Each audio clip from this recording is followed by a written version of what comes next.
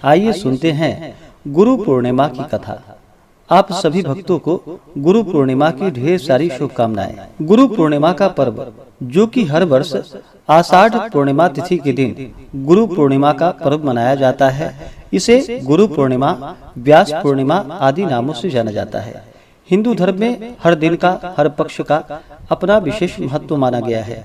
उसी प्रकार से आषाढ़ पूर्णिमा तिथि का अपना विशेष महत्व माना गया है। इस दिन विशेष प्रकार से गंगा नदी में स्नान करना, दान पुण्यों का कार्य करना, भगवान विष्णु का पूजन करना, भगवान सत्यनारायण का पूजन करने का विशेष महत्व होता है। और गुरु पूर्णिमा तिथि के दिन, इस दिन जो कि अपने गुरुजनों की पूजा की जाती है।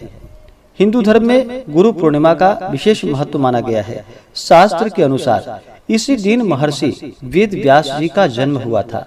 कई जगहों पर इसे आषाढ़ी पूर्णिमा भी कहते हैं। हिंदू धर्म में गुरुओं को देवता से भी ऊंचा स्थान दिया गया है, इसलिए यह दिन भारतीयों के लिए बहुत ही खास होता है।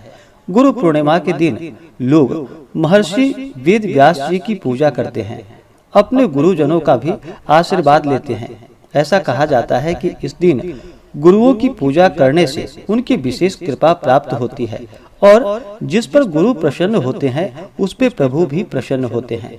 इसलिए इस दिन जो कि अपने गुरुजनों का विशेष प्रकार से पूजन करना चाहिए और आपसे जो भी बड़े हों, माता पिता, भाई बहन, उन्हें भी गुरु तुल्य मान करके आषाढ़ पूर्णिमा तिथि के दिन इनका पूजन करना चाहिए।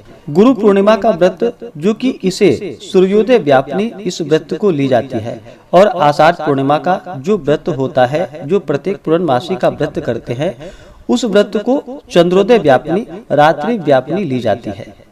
गुरु पूर्णिमा तिथि के दिन, इस दिन सुबह उठ करके नित्य क्रियाओं से निवृत्त होकर के गंगा नदी में स्नान करना चाहिए। गंगा नदी में अगर स्नान नहीं कर पाते हैं तो घर के नहाने के पानी में ही थोड़ा सा गंगा जल मिला करके स्नान करना चाहिए। शुद्ध वस्त्र धारण करके भगवान सूर्य देव को अर्घ्य प्रदान करना चाहिए। अपने इष्ट देवता, कुल देवता का पूजा करना चाहिए।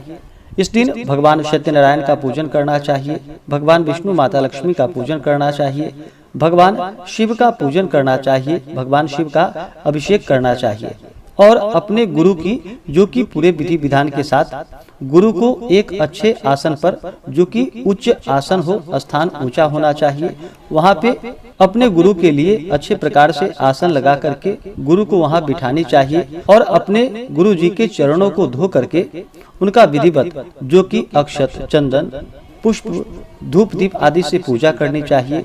उन्हें पुष्प माला पहनानी चाहिए, उन्हें भोजन ग्रहण करवाना चाहिए और अपने सामर्थ्य के अनुसार जहाँ तक जो भी बन सके अपने गुरु को कुछ न कुछ दक्षिणा स्वरूप भेंट देनी चाहिए। जितना भी आपका समर्थ हो तो अपने गुरु का अवश्य ही पूजन करके उन्हें दक्षिणा स्वरूप कुछ न कुछ भेंट करना चाहिए।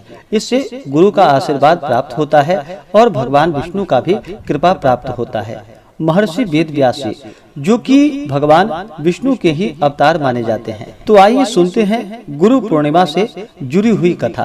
कथा के अनुसार महर्षि वेद व्यास जी को भगवान विष्णु का अंश माना गया है। वेद व्यास जी की माता का नाम सत्यवती और पिता का नाम ऋषि पराशर था। महर्षि वेद व्यास जी को बचपन से ही अध्यात्म में बहुत रुचि थी।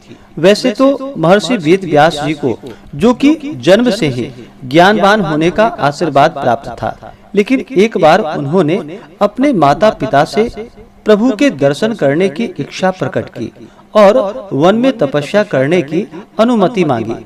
वेद व्यास जी की इस बात को सुनकर उनकी माता ने उन्हें वन में जाने को मना कर दिया।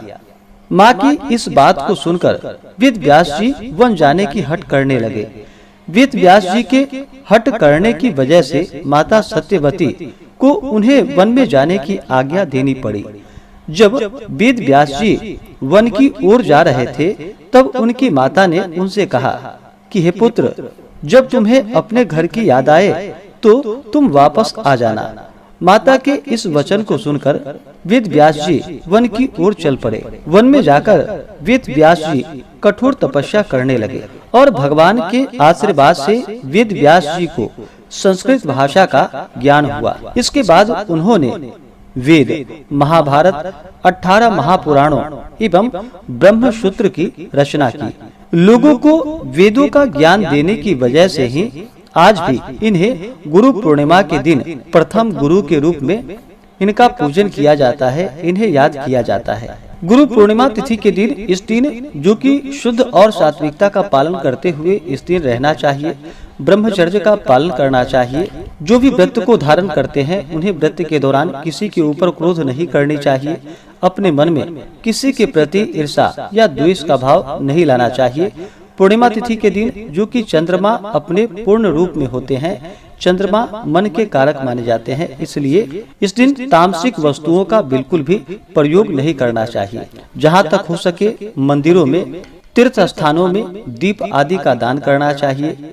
इस दिन अपना मन जो कि भगवान विष्णु के चरणों में लगाना चाहिए, भगवान शिव जी का पूजन अर्चन करना चाहिए। पूर्णिमा तिथि के दिन भगवान शिव के पूजन करने का विशेष महत्व होता है। पूर्णिमा तिथि के दिन जो कि व्रत भी धारण किया जाता है और उस व्रत में जो कि 32 पूर्णमासी का व्रत किया जाता है, उस व्रत में विशेष प्रकार से भगवान शिव की पूजा की जाती है, जिससे वैधव्य योग नहीं होता है और सौभाग्य अटल होता है। पूर्णिमा के व्रत को चंद्रोदय व्यापिनी, रात्रि व्यापिनी ली जाती है और गुरु पूर्णिमा व्रत जो कि इसे सूर्योदय व्यापिनी उदया तिथि के अनुसार ली जाती है। अगर आप सब विशेष प्रकार से आषाढ़ पूर्णिमा, गुरु पूर्णिमा तिथि के शुभ मुहूर्त व्रत महत्व के बारे में जानना चाहते हो तो उसका वीडियो अलग से हमारे चैनल पे अपलोड है, आप जाकर के जानकारियां को प्राप्त कर सकते हैं, या हमारे वीडियो के एंड स्क्रीन में भी वीडियो का लिंक दिया गया है, आप उसके माध्यम से भी जानकारियां को प्राप्त कर सकते हैं। पूर्णिमा तिथि के दिन भगवान सत्यनारायण के पूजन का विशेष महत्व माना गया है। वैसे तो भगवान सत्यनारायण का पूजन किसी भी दिन संध्या कालीन किया जा सकता है। विशेष प्रकार से शाम के समय में भगवान सत्यनारायण का पूजन करना चाहिए, कथा श्रवण करनी चाहिए, भगवान सत्यनारायण की आरती करनी चाहिए। भगवान सत्यनारायण का पूजन जो कि कली काल में बड़ा ही पुण्य फलदायी माना गया है। इससे व्यक्ति के सभी प्रकार के दुख और कष्ट दूर होते हैं तथा सुख और समृद्धि का आशीर्वाद प्राप्त होता है।